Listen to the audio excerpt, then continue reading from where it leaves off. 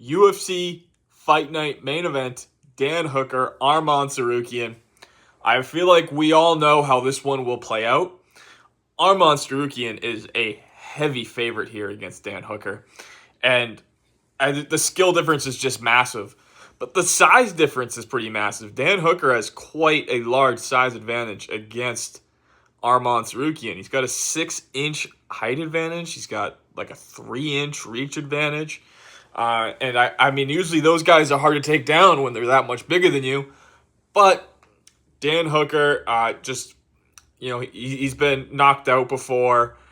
He's been submitted before. He's lost a lot of fights. He's a really exciting fighter, really dynamic fighter. He'll make it interesting while it lasts. But I do think Arman Tsarukyan gets the finish victory here, and then gets the title shot against Ilia Topuria. And this fight is really just for Arman Tsarukyan to get that title shot. He won a number one contenders fight against Charles Oliveira at UFC 300.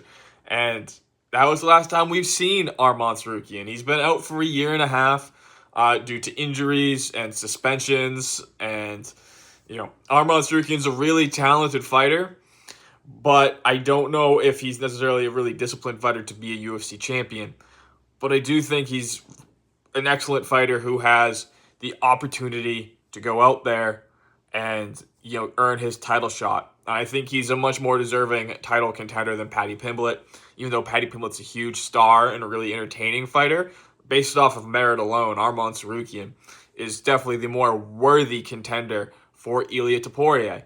If Arman Tsarukyan beats Dan Hooker, he is the most worthy contender for Ilia Topuria to face in his next fight in 2026. I know Justin Gaethje believes he is. I know Paddy Pimblett believes he is. But Arman Tsarukyan only needs us that one win, and he's right back. He already won a number one contenders fight. Charles ended up getting that fight against Ilia because Arman was just inactive.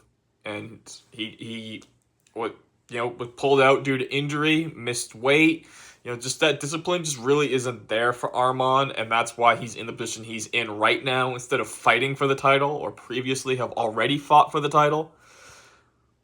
But this is going to be an interesting fight, but I do believe Arman Tsarukyan gets the job done here. I really don't give Dan Hooker much of a chance. He has a puncher's chance. It would be crazy if he pulls off the victory here, but even though he's been inactive, Arman Tsarukyan's been in so many different grappling tournaments. I think we see him get the submission victory against Dan Hooker within the first round even.